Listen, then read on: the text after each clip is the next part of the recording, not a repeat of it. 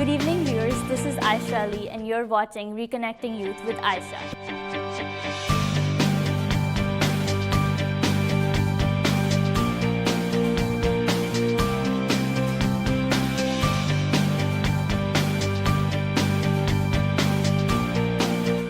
Good evening, viewers, and welcome to Reconnecting Youth with Aisha. This is your host, Aisha Ali, and today my guest is Unaiza Khalid. She's someone who's been studying education field, and she's getting her teaching license soon from Marymount University. She has a lot of teaching experience, and she has been in the classroom and also been involved in hiring and like the behind the scenes of how you hire teachers. And she's been involved in education for quite a few years now. So today we're going to talk to her about stuff that she sees in class, how students are, how parents are, because she's dealt with both sides. She's done it in public schools as well as Islamic schools. Thank you, Unaiza, for joining us today. Thank you. So before we get started on like what you do and how you do it, let's talk about what sparked your interest in education and why you chose the teaching profession. Well, my education journey is very personal. I realized that when I was younger and my siblings were younger, we were in public schools and we didn't have any teachers that looked like us or that understood our religion or our language. And I feel like, you know, it takes a toll on children when they don't see teachers that look like them. That was my main reason I wanted to be a teacher. So we can bridge that gap that, you know, people like us can teach, and two, you know, kids that look like us realize that that they too can succeed in life. It's not a pushback at all. So it was lack of representation that it was a lack of representation. No one looks like us. You know, we're Muslim women, and we've been in this country for as long as I can remember. You know, we send our kids here, our parents work here, yet no one looks like us. And our kids spend 8 hours a day in school, and they have no one that can relate to them. They have no one that can understand what they're going through. So I think it's very essential to have them, you know, to give them a role model that looks like them and understands what they're going through. So can you tell us a little bit about what you're studying and how you said you worked with Prince William County earlier. What was your work and how you got into it? So what we used to do was there was an after-school program called SAC that Prince William County had a contract with, and I was in charge. I was the director of my area, so we were in charge of hiring teachers and employees that worked with kids before and after school. And through that exposure, we saw a lot of differences and a lot of similarities, and how essential it is for kids to have someone that looks like them and someone that understands, you know, and it's someone who can realize maybe, you know, if it's Ramadan, they're fasting, that's why they're a little quiet, it's nothing personal. So it's very important to have people that understand. So why did you make that switch from public school to Islamic schools? Like what caused that? Because right now you're teaching at Islamic schools. Yes. Which Islamic school are you teaching at? It's called Excellence Academy, and it's in Springfield, Virginia. Okay, so what made you? I feel like, you know, I wanted to see both ends of the picture. I didn't want myself to be someone that narrowed into one field or one setting. I wanted to see, you know, how we can improve or the benefits that there are that Islamic schools offer. So I just wanted to have, I wanted to be a well-rounded educator by the end of my career. So what are some differences and similarities that you see between the two? Well, the main difference is that one is a public school and one is an Islamic school. Yeah. So we have, in the Islamic school, we have our classes separated by gender. So they're together, the guys and girls are together up until elementary school. Then we separate outwards. And then public school, I mean, I'm a product of a public school. All my siblings, we all went to public schools. So that's one of the main differences. And in the Islamic school, we're very, you know, we try to have Islam incorporated as much as we can in our curriculums and our holidays. One of the best parts was we had Ramadan off. I didn't go to work during Ramadan. Public school didn't close until a week before Eid. So that's one of the differences. Another difference is the quality of education. The classrooms are so small. So in my classroom, I have about 12 kids. And in the public school, one teacher has anywhere from 25 to even 30 kids. So it's a very personalized education. We get to know our students and parents on a very personal level. We get to understand, you know, if our students are struggling, how we can personally make a difference. So I think the Islamic school setting is very much personal. And the public school can be personal, but as a teacher, it's a lot more effort we have to put in because there's so many kids with so many different backgrounds. So did you teach like the same grade level in public schools that you were teaching in Islamic school, or was that different? Like, so in what are the age groups that you've worked with? So in the Islamic school setting, because we're a very small school, we teach various different classes. So I normally am with the high school, in the Islamic school, but this year I was with 3rd grade, and I loved 3rd grade. And then in the public school, since we did a lot of after-school activities, our students were from anywhere from kindergarten up to 5th grade. So. So like as a teacher, and this is why I wanted to interview, because when I was talking to her and when I got to know about you, I got to know that you're someone who's worked with both ends, so you would be able to tell like the differences and similarities and the goods and the bads of both. So like what are some things that you witness? So when I say what are some things you witness, I don't want to make it too broad. I'm talking about like the taboos of society and the stuff that we don't talk about usually, because that's our topic for today. It's like when you're as a teacher, as an educator, what does she see in parents and teachers in both like Islamic school and public school, what she sees and she has seen, like the topics that we don't talk about usually, or the topics that are like hush hush, you don't talk about them in public a lot. Definitely. I think for today, the biggest thing I want to shed a light on is bullying. Bullying is something that I've witnessed in the public school setting, and younger kids, older kids, Islamic school, anywhere there's kids, we have a sense of bullying, and that's something I feel our society does not talk about. It's pushed under the rug. Just toughen up, it's okay. And I'm sorry to cut you off, but before you continue, can you just define bullying for our audience? Because a lot of people, they don't understand bullying, because it's like if you're like messing with someone, it's like once or twice, they're like, oh, it's fine, it's not bullying. But a lot of people are still confused. There are people who are getting bullied and they don't know what bullying is. I can give you my personal view on bullying. I think anything that makes anyone feel uncomfortable is a form of bullying. You can do that with your hands, you can do that verbally, you can make facial expressions, you can exclude them from your gatherings. For example, you can't sit with us. Yeah. Something that small can lead up to a very drastic level of bullying. So anytime we make someone feel uncomfortable, even though it's unintentionally, we should check ourselves, because we're in that footstep of bullying. So that's just, to clarify, anytime, for example, if your child comes home and, is a little uncomfortable about what one student may have said or done, take a moment and explain to them that, their feelings are valid, what they feel is okay. They're not being, what's the word we always hear in our society? A pushover or dramatic, or they're not making it up, they're not exaggerating. Feelings are okay, and if your child feels a certain way, chances are something led up to it. So figure out what it is. And a lot of people are like, oh, it's just, maybe it's you, or you're lying, or being stubborn, or like, it's not that. I mean, even if they're lying, figure out why they're lying, because there's a reason behind everything they do. Definitely. So like, apart from bullying that we see a lot, but like, what are some other issues that you see? What are some things that you see from parents? Like bullying is more like children concentrated, but like what do you see from parents? Parental, I guess from my experience, what I've seen so far is parents don't talk to their children. They have a very mom and son, or mom and daughter, or dad and daughter relationship, and I'm not a parent, I just what do you mean by mom and son? It's like, I'm a mom, you're my son, you go to school, I ask you how you do, I check your grades, I feed you, I clothe you, we're good.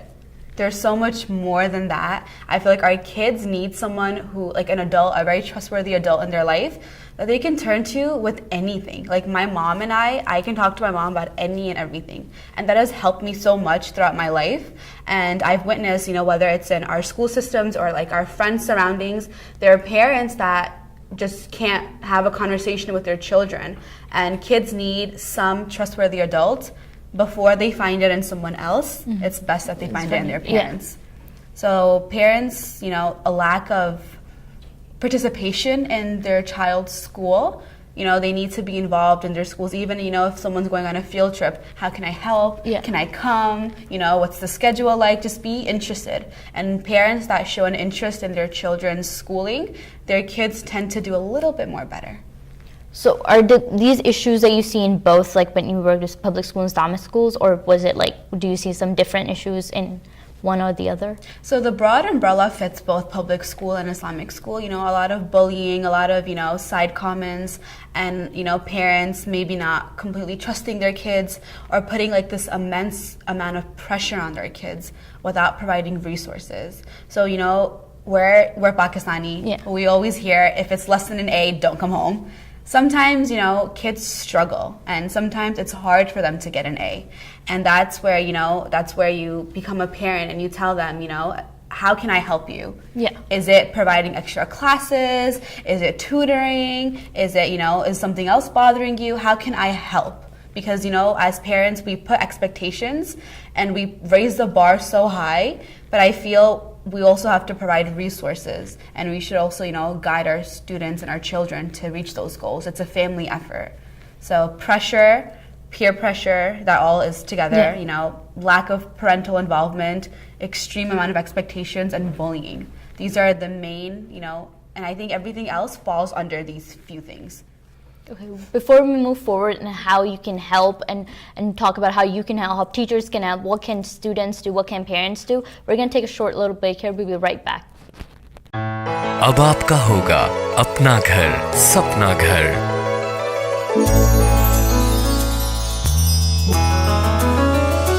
Your dreams can come true. SAI Mortgage is key for you. अपना घर खरीदने और refinance करवाने के लिए SAI Mortgage से राब्ता करें। Don't make a move without SAI. Welcome back to Reconnecting Youth with AYESHA. Before we went on a break, we talked about the stuff that she sees in classroom with children and parents as educators. Now we're going to talk about some solutions and how you can help. So you talked about peer pressures. How can children not give in to peer pressure? What can they do? What can parents do? What can educators, teachers, what can they do to prevent that? I think peer pressure, it's something that we deal with even as adults. Yeah. So I don't think there's like one solution to it, but steps to make it a little bit more bearable is have open conversations with your kids.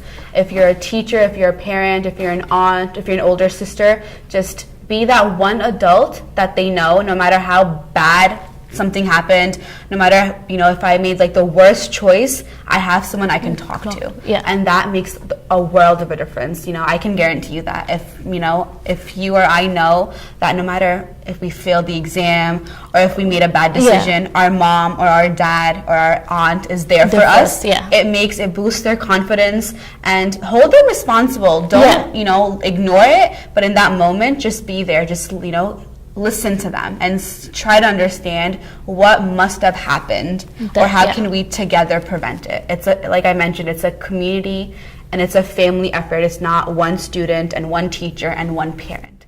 Yeah, I agree with you, because a lot of times you see that students, they're like or students, not just students, like in general, like even adults that like they don't want to go because it's like, oh, they worry more before they even worry about what they did, they worry about like the consequences. So it's easier when it's like you have someone like, yes, you can, have consequences for them, so that it's like, yes, they did make a mistake, they pay for it later, but it's like right now in that moment when they're like worried or they're like crying, they have someone to go to so they can calm down and stuff.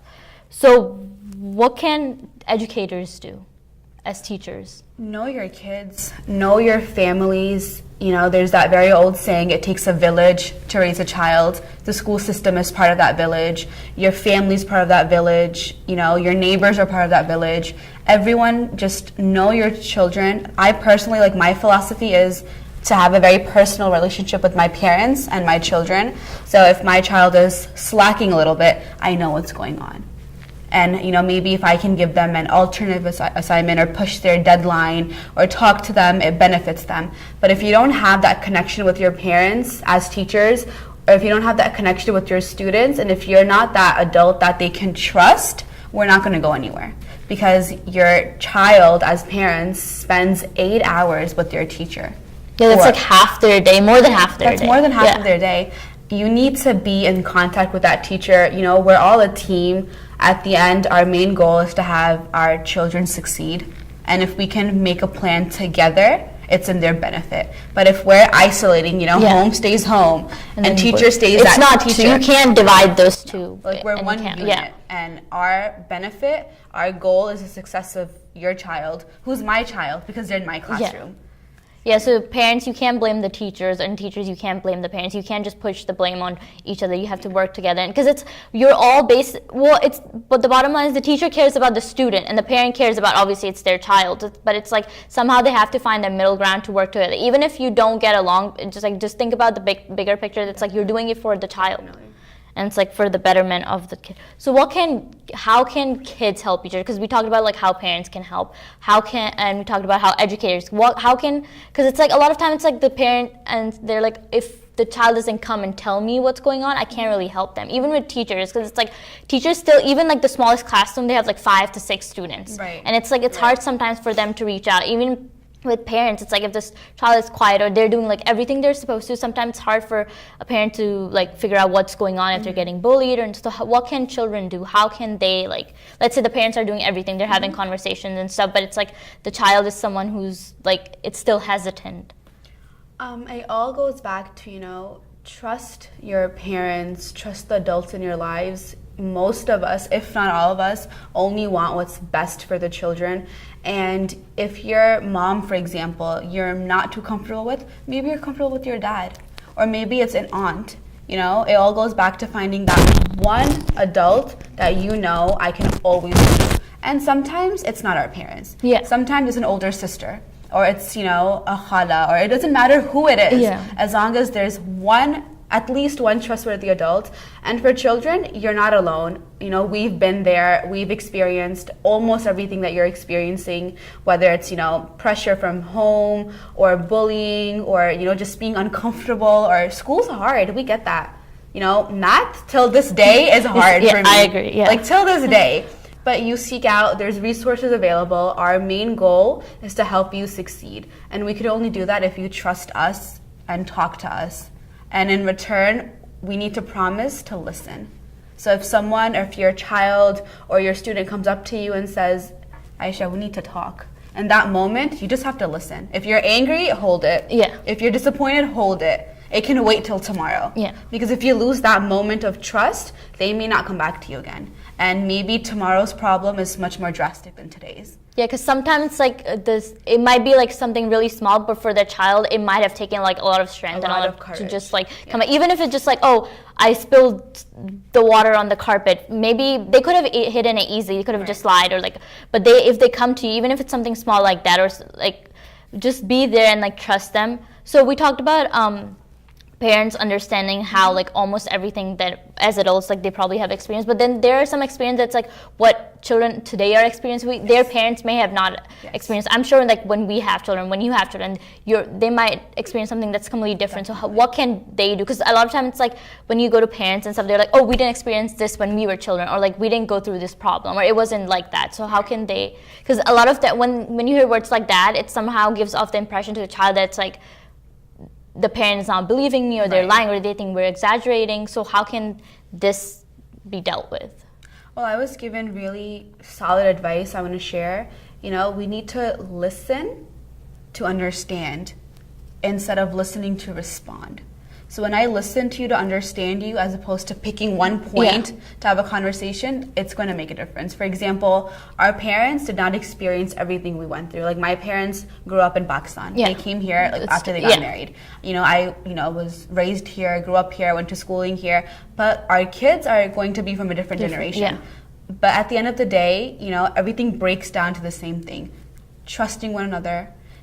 Giving respect when someone's talking to you. Yes, our problems are not going to be 100% the same. Yes, our issues are not going to be completely parallel. But at the end of the day, it all relates to a sense of, children really, having children-like issues, adults going through something similar, and, answering from their experiences. And we can't dismiss our parents' experiences. Yeah. Yes, it's not the same as us, but they have been through maybe things that we can't even imagine. And from that light, when they advise, try to understand where they're coming from too. So when, a mom or a dad or a child is having a conversation, the other party should listen to understand as opposed to listening to answer. And that might, bridge that gap a little bit. So one thing, I think we didn't spell it out, but we did touch on it. But right now I just want to emphasize so we can talk about it. It's mental health. Yeah. So, and it's not just people think that it's just brown people or like Muslim or society. They try to confine that it is a problem in certain parts of the world. But I think it's a problem worldwide, because recently there have been so many incidents in America and all around the world. It happens, and I think it happens every day, and some people are suffering in silence, and it's like people close to them, they don't even know, and they're shocked when something like that happens, when they commit suicide, or when they're like actually come out and be like, hey, I'm dealing with depression or anxiety and stuff. And I think that it's like, and it's still it's so sad that it's still a taboo in the society. That's like it's okay if you have fever. It's okay if you have cancer. You can literally come to someone and say, I have cancer, but you can't come out to someone and be like, hey, I have depression or I have anxiety. Right. Like, we need to normalize that, and I don't think it will be normalized until it can become a dinner table conversation where we talk about it openly. So how can parents and educators help children like if they're suffering from a mental health issues? Well, first, I would like to make the disclaimer that we're not mental health professionals. Some teachers are licensed, to be counselors, most aren't. If we see that a matter is a little bit above what we can handle, seek professional help. That's like a disclaimer out there. If it's something, that can be solved with a conversation, it all goes back to building that trust. When you have that personal relationship with your students, and I know Sara, for example, is such a happy, lovey girl, and for the past few weeks has been really quiet and really down, it's up to me to ask her, hey, honey, is everything okay? Like, just, ask her. Yeah. And something I've learned throughout my very small experiences is saying one good word to a student every day boosts up. Like, they just get boosted up. So when our kids walk in the morning, you look so pretty today, I love your backpack, you smell nice, your hair's pretty. Just one thing that gets them excited to come into your classroom, because maybe they didn't get enough sleep last night, maybe, parents are fighting, there's a lot of things that happen. So if you're that one person that encourages them and says one positive thing, it can jumpstart their day in a positive manner. But like I said, mental health is something we don't talk about. It's something we pretend. Why do you think exist. we don't talk about it? Because of that negative connotation. We have like this habit of labeling everyone crazy. Oh, she's just crazy. Yeah. She's not crazy. Yeah. And you're, you don't have anxiety because you're bored, or because you have nothing else to do, or that you're just like making it up. That it's like, oh, I just want sympathy, attention, or you're not going to, pretend that you're depressed because something bad happened. It's a lot of steps, it's a lot of things, a lot of moments that lead up to this point. How can we prevent it? Like I said earlier, be that person in someone's life they can talk to. And if you didn't have one growing up, you can understand how essential it is that you take that step forward to be that person. If you come from an immigrant background, and if you're like, Gen 1 or Gen 1.5 or whatever it is, and you had to deal with it yourself, and you have younger siblings, help them. If you have younger cousins, help them. Just because you had to do it by yourself doesn't mean everyone else has to do it by themselves. So that's the mentality. Just because, it wasn't for me, I can't for anyone else. It should be, because it wasn't for me, I'm going to make sure that it is for someone else. Yeah. And that all ties together. Our kids are so young, and they're exposed to so much pressure from, the families, pressures from society. You have to, graduate with a 4.0, get a full ride to an Ivy League college, be a doctor by year 20, all this, pressure. And they do well. They thrive. Most of them are doing everything we expect from them.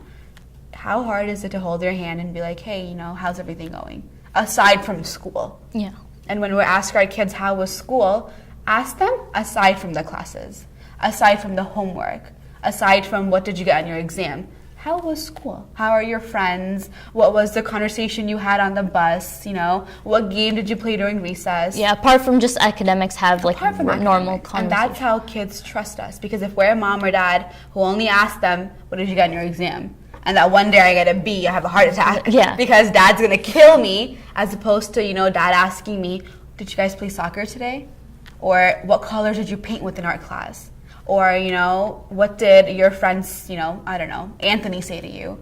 Or, did your teachers, tell a joke today? Those conversations make any other conversation easier and lighter. Because if my dad asked me if I played soccer and then asked me, how was your math test? I'm more relaxed. than just being, how was your math test? How did you do? How's your academics? There's a lot more that goes on in our schools than just academics. So be involved and just ask questions that are regarding things besides academics too. So that was great. Thank you for sharing that with us. I'm going to end with, I want you to give a message to the youth and as well as the parents and how they can help and what the youth can do to prevent the other newer generations from facing the same problems. And what the parents can do as well. I guess my advice stays the same, Number one, be that person that someone can trust. And number two, if someone comes up to you, know that it takes a lot of courage. And when they do come up to you, listen to understand. Don't listen to just find a point to respond. And once we start having trust back in our communities, all these problems will not solve per se, but will be a little bit more easier to deal with. So just be more mindful, be more open, and things happen and it's okay. You just learn to say it's okay, and you will be a little bit more easier. I think that was very nice, but that it's okay no matter what happens. It'll be okay. It might seem like the end of the world right now, and like everything's falling apart, but it'll be okay because everything eventually is going to be okay. And like how they say, there's this famous quote that's like change is something that's constant and like nothing lasts forever. So even if it's bad, it's not going to last forever. But know that good won't either. But you'll be okay at the end of the day. So thank you for sharing that with us. I also want to point out that it's like, yes, we talked about mental health, but we're not mental health professionals. What she shared and what I talked about, it was our own experiences. But there are professionals that you can seek help to. They have profession licensed counselors and psychologists available in every schools. And there's so many other sources out there that if you look and you ask someone for help, they are there for you if you need help. Thank you for joining us today. I hope that we're able to start a conversation. The whole point of this interview was so that we can start a conversation, normalize everything, and make it easier for students as well as parents. Thank you, and I'll be back again next week with another guest.